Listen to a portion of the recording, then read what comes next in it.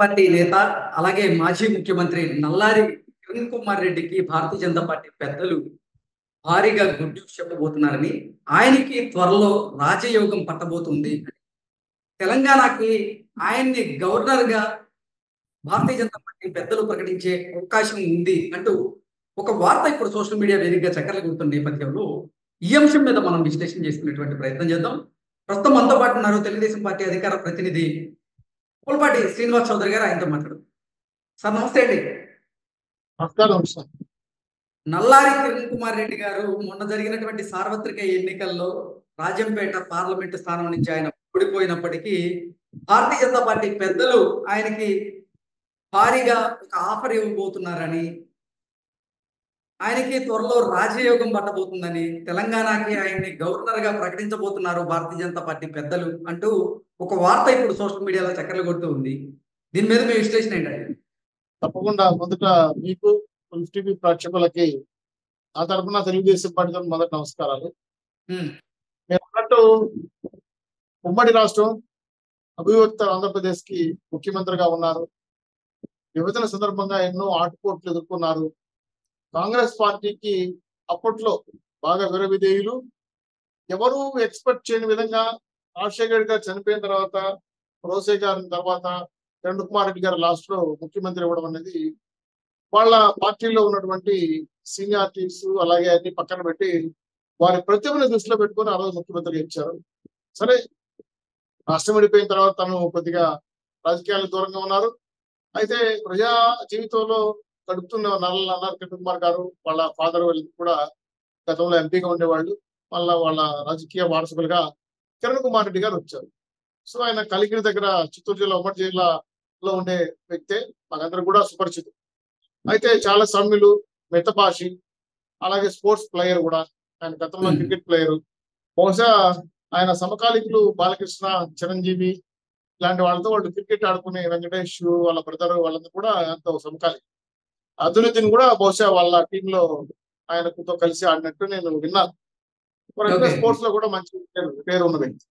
ఇప్పుడు మళ్ళీ ఆయన రాజకీయ పునఃప్రవేశం తర్వాత బీజేపీలో చేరటం, అలాగే రాజంపేట ఎంపీ సీట్ కేటాయించడం, పెద్ద ఎత్తున రిగ్గింగ్ వల్ల అత్యంత తక్కువ ఓట్లతో ఓడిపోవటం తన యొక్క రాజకీయ జీవితానికి ఇబ్బంది కలిగించింది. అయితే ఆయన శక్తి సామర్థ్యాలను గుర్తించిన బీజేపీ అధిష్టానం వారిని గవర్నర్ పదవి ఇచ్చి సత్కరించాలని ఆలోచనతో ఉన్నారు. ఆ దిశగా ఒక నెల క్రితమే నాకు ఈ సమాచారం ఇచ్చారు వేరే కూడా. నేను వెళ్తారా, ముఖ్యమంత్రిగా ఉన్నారు కదా వెళ్తారు అని అనుకున్నా కానీ చివరికి ఆయన అంగీకరించినట్టున్నారు. పెద్దవాళ్ళు కూడా చెప్పినట్టు అమిత్ షా గారు కూడా ఫోన్ చేసి మాట్లాడారంట. ఈ మరి మీకు తెలంగాణ గవర్నర్ ఇచ్చే అవకాశం ఉంది, మీరు కొద్దిగా ఎక్కువ యాక్టివేట్ కావాల్సి ఉంటుంది చెప్పడంతో ఈ మధ్య కాలంలో చాలా రాజకీయ పరిణామాల్లో ఆయన కూడా ఎన్డీఏ కూటమి విజయానికి ఆంధ్ర రాష్ట్రంలో కష్టపడి పనిచేశారు. అన్ని జిల్లాల్లో తిరిగారు. దాదాపు పురదేశ్వర గారితో కూడా చాలా రోజులు సభల్లో పాల్గొన్నారు. ఈ ఉమ్మడి జిల్లాలో కూడా వాళ్ళ యొక్క ప్రతినిధులు సత్యకుమార్ కూడా ఆయన కాన్స్టిట్యున్సీ అంటే ఎంపీ కాన్స్టిట్యున్సీ లో ఏదైతే దగ్గర ఆయన గెలవటం, ఆయన స్టేట్ మినిస్టర్ కావటం, అలాగే పురంధరేశ్వర గారు కూడా గెలవటం, ఇవన్నీ కూడా మంచి పరిణామాలు.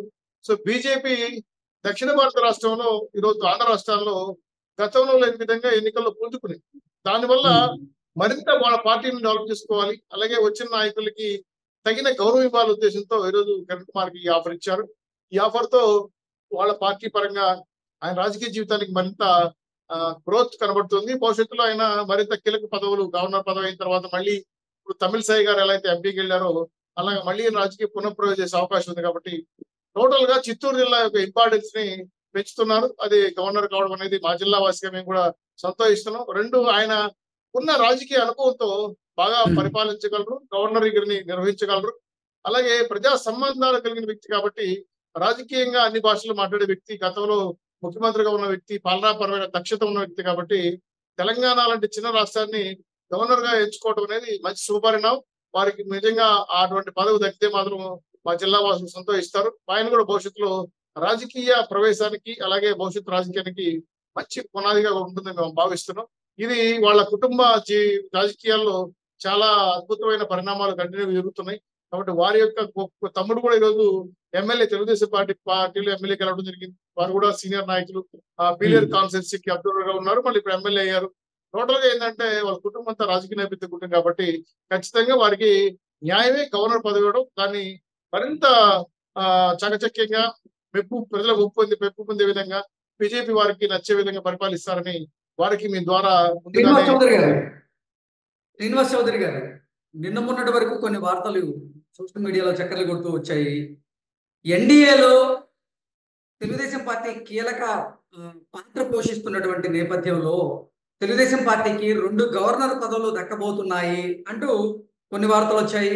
జనసేనకి ఒక గవర్నర్ పదవి దక్కే అవకాశం ఉంది, చిరంజీవి గారిని గవర్నర్ చేసే అవకాశం ఉంది అంటూ మరో వార్త వచ్చినటువంటి నేపథ్యంలో ఎవరు ఊహించిన విధంగా ఇప్పుడు భారతీయ జనతా పార్టీకి చెందినటువంటి ఒక నేతని, అది మాజీ ముఖ్యమంత్రిగా ఉన్నటువంటి నల్లారి కిరణ్ కుమార్ రెడ్డి గారికి ఇప్పుడు గవర్నర్ పదవి భరించడం ఎలా చూడాలి మనం అంటే ఏం చెప్తారు?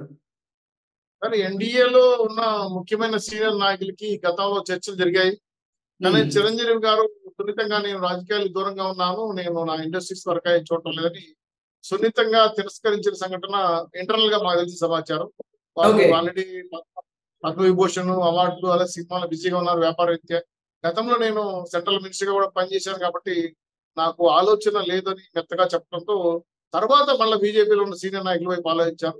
తెలుగుదేశం పార్టీ నాయకులు కూడా అడిగిన తర్వాత బాబు గారు ఒకటే మాట చెప్పారు, మాకు రాష్ట్ర ప్రయోజనాలు తప్ప వేరే ఆలోచన తెచ్చుకోలేదు, మా రాష్ట్రం చాలా ఇబ్బందుల్లో ఉంది, ముందు మా రాష్ట్రాన్ని కాపాడుకోవాలి, మాకు నిధులు పూర్వకంగా సహాయం చేయండి, కానీ ఈ పదవుల మీద మాకు పెద్ద వ్యామోహం లేదు. ఈరోజు రాష్ట్ర ఆర్థిక వ్యవస్థ చాలా కుదేలయ్యే పరిస్థితి కాబట్టి మా రాష్ట్ర ప్రయోజనాలు పడిన ఎన్డీఏ కూటమికి మేము ఏదైనా చేయగలిగితే ఆర్థిక వెసులుబాట్లు, అదేవిధంగా నిధులు రాష్ట్ర విడిపోయిన సమయంలో వచ్చిన నిబంధనల ప్రకారం రావాల్సిన నిధులు, అలాగే ఏదైతే పోలవరం మా అమరావతిని పూర్తి చేయడానికి కావాల్సిన ఆర్థిక సహాయం ఇచ్చడంతో కీలక పాత్ర వహించని చెప్పడంతో వాళ్ళు వేరే దిశగా ఆలోచించారు. కాబట్టి ఈ పదవులు ఇవన్నీ కూడా కేవలం తాత్కాలికమే కాబట్టి రాష్ట్రం అభివృద్ధి చెందాలంటే మాకు ఆర్థిక సహకారాలు ఉండాలి కాబట్టి దీనివైపు మేము దృష్టి పెడుతున్నాం. కాబట్టి ఈ పదవుల పైన అంత వ్యామోహం ఇంట్రెస్ట్ చూపించలేదని మేము అనుకుంటున్నాం. మాకు ఇంటర్లో జరిగిన అండర్స్టాండింగ్స్ కూడా అదే. పుల్పాటి శ్రీనివాస్ చౌదరి గారు కిరణ్ కుమార్ రెడ్డి గారు కనుక తెలంగాణ గవర్నర్ అయితే రేవంత్ రెడ్డి గారి పరిస్థితి ఎలా ఉండబోతుంది అంటే, గతంలో చూస్తున్నాము తమిళసాయి గారు తెలంగాణ గవర్నర్ గా ఉన్నప్పుడు కేసీఆర్ గారు ముఖ్యమంత్రిగా ఉన్న సమయంలో కొంతమందిని ఎమ్మెల్సీలుగా సెలెక్ట్ చేసి గవర్నర్ దగ్గరికి పంపించడం, గవర్నర్ గారు కొంతమందిని తిరస్కరించడం, అలాగే కొన్ని బిల్లుల విషయంలో కూడా గవర్నర్ గారు అంటే కేసీఆర్ గారి అంటే నిర్ణయాలకు అనుగుణంగా నడుచుకోకపోవడం ఇవన్నీ మనం చూసాము. సో ఇప్పుడు గనక నల్లారి కిరణ్ కుమార్ రెడ్డి గారు తెలంగాణకి గవర్నర్ గనక అయితే రేవంత్ రెడ్డి గారి పరిస్థితి ఎలా ఉండబోతోంది అంటే ఏం చెప్తారు? తప్పకుండా సార్, ఈరోజు పెద్దిరెడ్డి గారు కాన్స్టిట్యూన్సీలో ఉన్నటువంటి కిరణ్ కుమార్ రెడ్డి గారు గవర్నర్ అయితే ఇప్పటికీ పెద్దిరెడ్డి గారు ఎస్కేప్ లో ఉన్నారు. తమిళ ఆయనకి ఇంకా పరిస్థితి ఇంకా ఆయన ఘోరంగా. ఇప్పటికీ కిషోర్ కుమార్ రెడ్డి గారు ఆల్రెడీ ఆయన చేసిన అక్రమాల మీద పెద్ద ఎత్తున శాఖాపరమైన నిర్ణయాలు అదేవిధంగా ఎన్క్వైరీ జరుగుతున్నాయి. సో పెద్దిరెడ్డిని అంతా మేము చర్చల భావన ఇంకా సంపదర్చుకోలేదు. ఆల్రెడీ నాకు తెలిసి ఆరోగ్యరీత్యా కూడా చాలా ఇబ్బందుల్లో ఉన్నాడు. సో ఆయన నెక్స్ట్ 2029లో మరి ఎలక్షన్ లో పోటీ చేస్తారా, నిష్క్రమిస్తారా, ఈ శిక్షలు పడిన తర్వాత జైలుకి వెళ్తారా అనేది ఇంకా కాలం నిర్ణయించాలి. సో ఎప్పుడైతే నేను అన్నట్టు రేవంత్ రెడ్డి గారికి ముఖ్యమంత్రిగా ఉన్నటువంటి కాంగ్రెస్ పార్టీ నాయకత్వం వహిస్తున్నాడు తెలంగాణకి, ఈయన వెళ్తే కిరణ్ కుమార్ రెడ్డి గారికి వాళ్ళు ముందుగానే గతంలో కూడా చాలా మంచి మిత్రులు అండి. మీకు ఐడియా ఉందో లేదో, జైపాల్ రెడ్డి గారు కిరణ్ కుమార్ గారితో బాగుంటారు. జైపాల్ రెడ్డి గారు అంటే రేవంత్ రెడ్డి గారి వాళ్ళ మామగారు. సరే ఇప్పుడు లేరనుకోండి, సో వాళ్ళ సంబంధాలన్నీ కూడా మంచి సంబంధాలు ఉన్నాయి. కాబట్టి ఎమ్మెల్సీ లిస్టులు గతంలో తమిళసాయి గారు తిరస్కరించడం కానీ, కొన్ని రకమైన పాలసీ విధానమైన బిల్లులు కాడ పెండింగ్ పెట్టడం కానీ అవన్నీ గతంలో జరిగింది. సో వీళ్ళిద్దరి మధ్య అటువంటి ఇబ్బందులు లేవు, ఇద్దరు ఫ్రెండ్లీ నేచర్ తో పోతారు. కాకపోతే పార్టీల మీద కాబట్టి ఇప్పుడు కిరణ్ కుమార్ రెడ్డి గారిని గవర్నర్ నేపథ్యంలో భారతీయ జనతా పార్టీకి కాంగ్రెస్ పార్టీ మనకు తెలిసిందే నిప్పు నీరులాగా ఉండేటువంటి పరిస్థితులు ఉంటాయి. కాబట్టి రేపు రేవంత్ రెడ్డి గారికి నల్లారి కిరణ్ కుమార్ రెడ్డి గారు సహకరించే అవకాశం ఉందా అంటే ఏం చెప్తారు? తప్పకుండా, ఎందుకంటే పాలసీ పరమైన విధానాలతో ప్రాబ్లమ్స్ అయితే రావు, కానీ ఇద్దరు వ్యక్తిగతంగా అయితే చాలా మంచి మిత్రులు.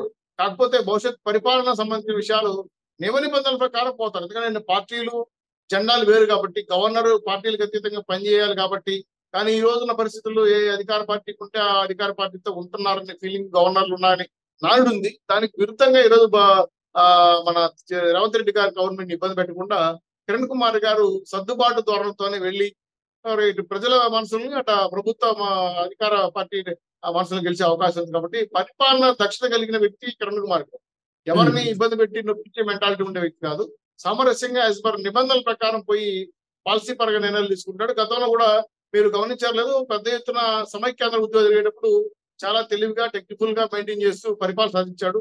లాస్ట్ వరకు నేను ట్రై చేస్తాను, వెళ్ళిపోవడానికి ప్రయత్నం చేస్తానని యొక్క నానుడి ఉంది. కాబట్టి ఏదైనా గబాలు తెంచకుండా కొంచెం టైం తీసుకొని నిర్ణయం తీసుకునే అధికారం ఉంది. కాబట్టి అవకాశాలు ఎక్కువ చూస్తాడు. కాబట్టి ఇబ్బందులు రావు. రేవంత్ రెడ్డి గారిని ఇబ్బంది పెట్టాలని ఆలోచిస్తూ ఉంటే మాత్రం కిరణ్ కుమార్ గారు ఆ దిశగా వెళ్ళరు. తమిళసై గారు అంటే ఆమె ఒక రకంగా చెప్పాలంటే వేరే అప్పుడున్న కేసీఆర్ పరిస్థితి బాగాలేదు కాబట్టి వాళ్ళు ఆ విధంగా నిర్ణయం తీసుకోవచ్చు. కానీ Congress BJP versus of Telangana peoples కాబట్టి ఇక్కడ మూడు ముక్కలాట్లో ప్రజలు ఇబ్బంది పడకూడదు. కాబట్టి ప్రజల్ని ఇబ్బంది పెట్టకుండా పాలసీ పర నిర్ణయాల కన్నా కఠినంగా ఉంటూ గవర్నమెంట్ కి సహాయ శాఖలను పూర్తికిస్తారు. యాజ్ పర్ నామ్స్ గవర్నర్ కి ఉన్న అధికారాలని సద్వినియోగం చేసుకుని పరిపాలనకు ఎటువంటి అడ్డంకులు లేకుండా కలిసి పనిచేసే ఆలోచన ఎక్కువ ఉంది. కాబట్టి కలిసి పనిచేస్తారు. మిత్ర శత్రుత్వం ఉంటుంది కానీ పార్టీల పరంగా వ్యతిరేక ధోరణులు ఎక్కడ కనపడవు. అది పార్టీ పరంగా ఉండే అవకాశాలు వేరు. కాబట్టి తెలంగాణలో పరిపాలన పరమైన ఇబ్బందులు కలగవని మాకున్న ఆలోచన, మాకు తెలిసిన విషయం. శ్రీనివాస్ చౌదరి గారు, ఆంధ్రప్రదేశ్ ఉప ముఖ్యమంత్రి అయినటువంటి పవన్ కళ్యాణ్ గారు వారి అన్న మెగాస్టార్ చిరంజీవి గారిని గవర్నర్ గా చూడాలనుకున్నారు. అందుకే చిరంజీవి గారి కోసం, అంటే చిరంజీవి గారి కోసం ఇప్పుడు పవన్ కళ్యాణ్ గారు పవ్వులు కదుపుతున్నారు గవర్నర్ పదవి ఆయనకి ఇప్పించేందుకు అంటూ కూడా కొన్ని వార్తలు మనం చూసాము. మీరేమో చిరంజీవి గారు గవర్నర్ పదవిని సున్నితంగా తిరస్కరించారు అంటూ మీరు చెప్తూ ఉన్నారు. అసలు ఏం జరిగిందంటారు ఆ అంశం? మీకు తెలియని విషయం బహుశా గుర్తు ఉండకపోయిందేమో అనుకుంటున్నాను. చిరంజీవి గారు ఇంకా కాంగ్రెస్ పార్టీ రిజైన్ చేయలేదు. ఎగ్జాక్ట్లీ. కాంగ్రెస్ పార్టీ లేను అని చెప్పట్లేదు. ఆల్రెడీ మేము దాని మీద కూడా చేసుకున్నాము. కాబట్టి ఆయనకున్న ఆలోచన విధానం ఏంటంటే చిరంజీవి గారు నాకు అత్యంత మిత్రులు, చాలా ఆయనతో సరదా కూర్చొని మాట్లాడుకునే మిత్రులు, నా స్నేహితులు. వాళ్ళు చెప్పిందంటే రాజకీయ జీవితం నాకు ఇష్టం లేదు, నీకు ఫుల్ స్టాప్ పెట్టేశాను, నువ్వు వెళ్ళి లాయర్ ప్రాక్టీస్ చేసుకో, నేను పోయి సినిమాలు ప్రాక్టీస్ చేసుకుంటానని ఇదే వాడు ఆ వ్యక్తితో మాట్లాడాడు. సో ఆయన ఇప్పుడు అదే కమిట్మెంట్ ఉన్నాడు, నేను సినిమాలు చేసుకుంటాను, నాకు రాజకీయాలు వద్దని చెప్పి. అందుకే నేను రాజకీయాల్లో మినిస్టర్ దాకా పనిచేశాను, కేంద్ర మంత్రిగా పనిచేశాను. చాలు, నాకు ఫిల్మ్ ఇండస్ట్రీస్ మీద నాకు ఇంకా చాలా కర్తవ్యాల బాధ్యతలు ఉన్నాయి, నాకు పరమైన విషయాలు కూడా ఉన్నాయి. కాబట్టి నేను గవర్నర్ గిరి వాళ్ళు ఇంకోటి చేసుకునే ప్రశ్నలు లేను. కాబట్టి సున్నితంగా మీరు ఇచ్చిన గౌరవాన్ని నేను మంచిగా భావిస్తూ ఇంకొక అవకాశం అని చెప్పేశారంట. కాబట్టి చిరంజీవి గారిని గవర్నర్ గా చూడాలనే పవన్ కళ్యాణ్ ఆలోచన ఆచరణ సాధ్యం కాకపోవడానికి కారణం ఏంటంటే చిరంజీవి గారికి అది ఇష్టం లేదు. కాబట్టి మొన్న ఇంటికి వెళ్ళి మాట్లాడినప్పుడు కూడా వదిన గారితో వాళ్ళ చిరంజీవి గారితో చెప్పిన మాటలు కూడా ఆయన సున్నితంగా, వద్దు, నువ్వు రాజకీయాల్లో యాక్టివ్ పాత్ర పోషించు, నేను ఇండస్ట్రీస్ కోసం పనిచేస్తాను, తెలుగు ఇండస్ట్రీ డెవలప్ కావడం కోసం పనిచేస్తాను. ఎస్పెషల్లీ ఇప్పుడు ఆంధ్రాలో తెలుగు పరిశ్రమే లేదు, ఇండస్ట్రీయే లేదు. సో ఆ దిశగా కృషి చేస్తారు. వీలైతే అక్కడ మన యొక్క తెలుగు వాళ్ళ స్టూడియోలు అలాగే షూటింగ్స్ పికప్ చేద్దాం, దానివల్ల వ్యాపారం పెరుగుతుంది, రాష్ట్రానికి కూడా ఆదాయం పెరుగుతుందని చెప్పి చాలా ప్లానబుల్ గా ఆయన ముందు ఒక అజెండా పెట్టారని మాకున్న సమాచారం. సో పవన్ కళ్యాణ్ కూడా దానికి ఓకే అన్నారు. ఎందుకంటే అన్నగారికి ఇష్టం లేనప్పుడు ఎందుకు బలవంతం చేయాలని వదిలేశారు. అయితే ఇంకా చాలా బంపర్ ఆఫర్లు బీజేపీ అయితే ఎన్డీఏ కూటమిలో ఉన్న నాయకులకి, తెలుగుదేశం పార్టీకి చాలా బంపర్లు ఆఫర్లు ఇచ్చినాయి. కానీ మేము సున్నితంగా మాట్లాడేదంటే ఒకటే, మాకు ఈ పదవులు కాదు మాకు కావాల్సింది, ఆంధ్ర రాష్ట్ర ఆర్థిక ప్రయోజనాలు కావాలి. ఈ దిశగా మీరు చేయండి అంటే ఖచ్చితంగా వర్కౌట్ చేస్తున్నారు. నీతి ఆయోగ్ కమిటీకి సూచనలు ఇచ్చారు. 5వ పంచవర్షాలు లేదు. కాబట్టి నీతి ఆయోగ్ వీళ్ళ తొందరలో అమరావతికి పోలవరం నిధులు కూడా రిలీజ్ చేయబోతున్నారు అనేది మాకున్న లేటెస్ట్ సమాచారం. యూసీలని కూడా మనం సబ్మిట్ చేయమని చెప్పారు. సో ఈ విధంగా రాజకీయ పరిణామాలు వేగంగా జరుగుతున్న పరిస్థితులు కనపడుతుంది.